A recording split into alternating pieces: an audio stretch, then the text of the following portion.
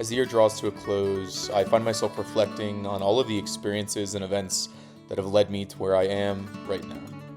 It's been a year of self-exploration, of personal development, and of self-discovery, all of which have been centered on a single powerful and vulnerable concept: the act of asking.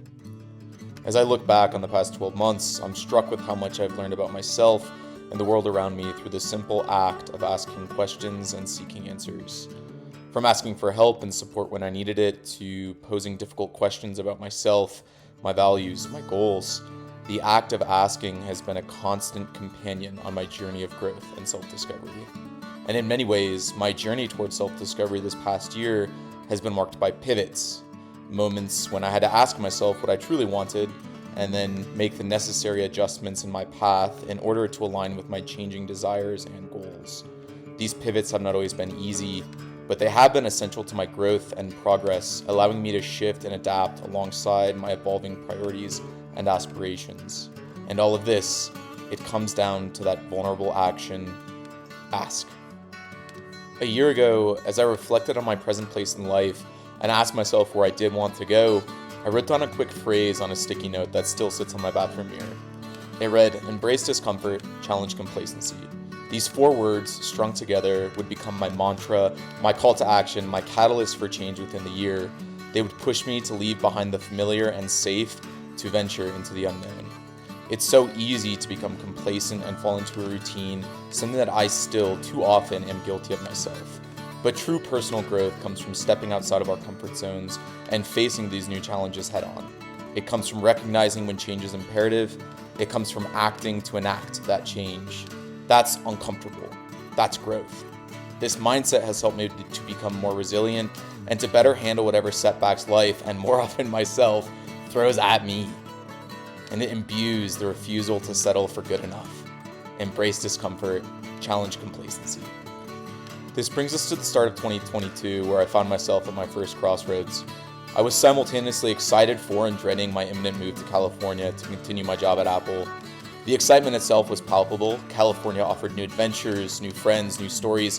It offered a new me.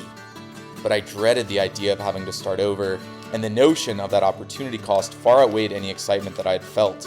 I was finally getting settled in Denver, and I was finally feeling a sense of security within my life, and I wasn't sure I was willing to give this up.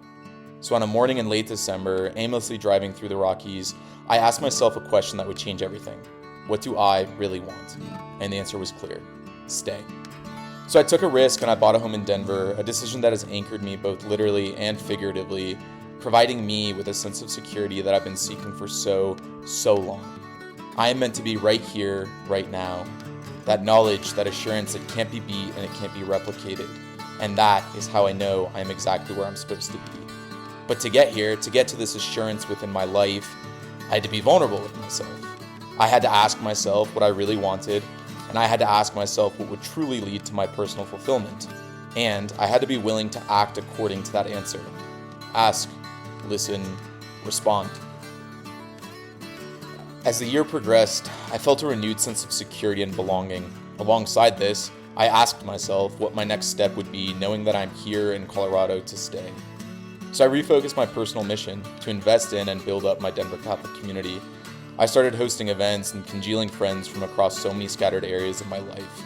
And I was amazed by how quickly a community around this formed, built, and bolstered. This experience nourished my soul and filled my heart in ways that I could not have previously imagined. I've consistently struggled with the desire to skip ahead in life, to fast forward through those stressful and mundane moments in pursuit of something seemingly better. But finally being anchored here in Colorado and feeling a true sense of connection and belonging to this place, it helped me understand the value of the present moment. It showed me the importance of investing in my community and building relationships with people around me, rather than constantly looking for the next best thing. And so, knowing that I was here to stay, this pushed me to strive for a better version of the place that I've come to love. None of this would have been possible, none of this would have come to fruition had I not taken the time to ask. June rolled around and my time at Apple came to a close. I had previously put together a strong business case to continue working remotely or in one of Apple's Colorado offices. Apple's leadership met me halfway with Austin, Texas. Unfortunately, Austin is not located in Denver, So I asked myself, what, if anything, am I willing to sacrifice to continue working at Apple? I quit my job soon thereafter. And if I'm being honest, quitting Apple was like one of those breakups where you share the same friend group, so you feel obligated to tell all of your friends it was amicable, I wish them all the best, but in the back of your head, you hope the next person that they date is ugly. I loved working at Apple. I loved working on products that millions of people use. I loved working for a company that I had dreamed about since my freshman year of college. It was monumental to work at my first dream company, and without exaggerating, working at Apple changed the trajectory of both my career and my life. I wish them all the best. After a month-plus summer break, I boomeranged back to Accenture and worked as a manager within their software transformation business. I got to work in the aerospace industry, and I got to manage a team that delivered really cool and valuable work. And while this was one of the shortest chapters of my career, it embodied one of the biggest milestones. I remember being 23 at my first Accenture orientation in St. Charles, Illinois. Our orientation leader was a manager and he was only 26 years old, and I thought he was the cat's ass. Well, Sid, I too made manager at 26. Let's make that 2 dream jobs 4 years into my career. Not too shabby. Shortly after rejoining Accenture, Google offered me a role as a program manager in their Boulder office. So I had to ask myself, was the juice worth the squeeze? Did I really want to leave Accenture this quickly after joining? Make that 3 dream jobs 4 years into my career. I've been at Google for a month now and I'm loving it. The people, the culture, the work. So when I ask myself, did I make the right decision? My head, my heart, and my gut all agree. Absolutely, I did. These wins, these accolades, they are external victories. They are humble brags masqueraded as a demure New Year's reflection. And yes, 2022 was a big year for me in terms of these external victories. But I'll truly remember the year as it being of so many internal victories. The ones that don't show up on LinkedIn, the ones that you don't normally include in the end of year review, the ones that aren't as fun to brag about, and the ones that take a level of vulnerability to tell others about. But in all honesty, these internal victories are more important and more telling of my character development that I underwent throughout this year. So what were my internal victories? Well, I went to therapy, and thanks to Google's insurance policies, I'll be returning. I grew in responsibility through getting my dog Tucker. I helped build the Catholic community here in Denver, where I serve as the director of finance for a local nonprofit, and also started a young adult group at my parish. I learned how to read my social and emotional batteries and how to recharge them when they're low, and I learned how to love myself just a little bit more every single day. And I was blessed to witness true selfless love through my blossoming friendship with Catherine and Izzy, and received the humbling honor to call their beautiful daughter my goddaughter. These are my internal victories, just some of them. So many more of my favorite internal victories this year were personified as core memories.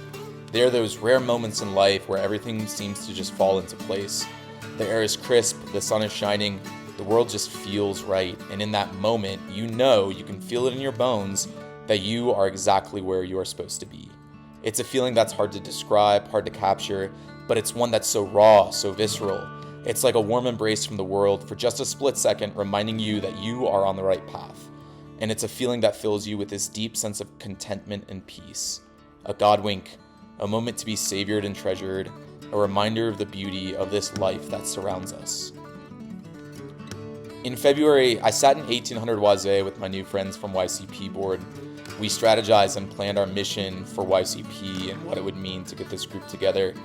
And together, we brainstormed how we would execute and bring that mission to life.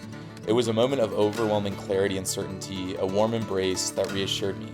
I am on the right path. In March, I recall the warmth that enveloped me on a late spring day when Catherine, Izzy, and I gathered for a picnic at Red Rocks. Our cars were parked back to back, and I had prepared some salad and some pasta. The dogs were with us, and Catherine was pregnant, adding to the joy of the moment. It was a warm spring day, the kind that reminds you that winter is truly over and not coming back for quite some time. The sun was shining, and for a fleeting moment, my heart was at home. I am on the right path. In April, I played volleyball at Wash Park, and on the drive home, I couldn't stop driving as I drove west, mountain facing. Knowing that I wasn't willing to give up security within my life, an internal victory, for a dream job, an external victory, and finally being comfortable with that decision, I knew I was on the right path. In July, I canoed the Pine River with my family, something that we as a collective have not done in years, and something that we as a collective used to define the word and the action of tradition. Each time that I've visited this sacred space in my life, a new layer of my tiramisu-based memory of this flowing water grows. So as the sun shone and the cool breeze danced along the riverbed to contrast the embrace of the late summer sun, a new layer was added to my tiramisu this summer. And in that moment, I knew I was on the right path. In August, I made the conscious effort to recognize when my personal boundaries had been crossed and to communicate those boundaries to others with both directness and with empathy. It was a challenge, but one that was essential to my personal growth and well-being. I learned to assert myself and to stand up for what I needed and deserved, while also being understanding and considerate of the feelings and perspective of others. A tangible affirmation that I am on the right path. And in August, I caught up with Franco for what felt like minutes, though hours took place. We listened to vinyls and relived our favorite memories from our youth, but we also charted into new territories, talking about meditating and breathing patterns, how our goals had shifted from career-oriented to self-oriented, and pathways wherein we saw our futures play out. Spending time with someone that I've known for as long as I can remember and having conversations that I never could have imagined. Such a gracious way to be told, to be reminded, to be affirmed that I am on the right path. External victories, they're good for a LinkedIn profile. But these internal victories, these are what fill my cup. They're what I enjoy and they're what edify me. They're what help contribute to a sense of purpose and presence and being within my life. These personal wins, these affirm that I'm on the right path, that I'm exactly where I am meant to be. This year was filled with personal accomplishments, meeting, reaching, and far exceeding the goals that I'd set 12 months prior. But the year was also filled with so many internal victories. Refocusing on a growth mindset, building more meaningful relationships, and becoming an overall better version of myself. I got here to both these internal and external victories by asking myself where I was at, reevaluating where I wanted to go, and committing to moving in unison with my ever-changing goals. As I look ahead to the new year, I'm filled with excitement and determination, knowing that the power of asking will continue to guide and shape my path forward. So as I reflect on this year, as I reflect on 2022, I'm so glad that I asked.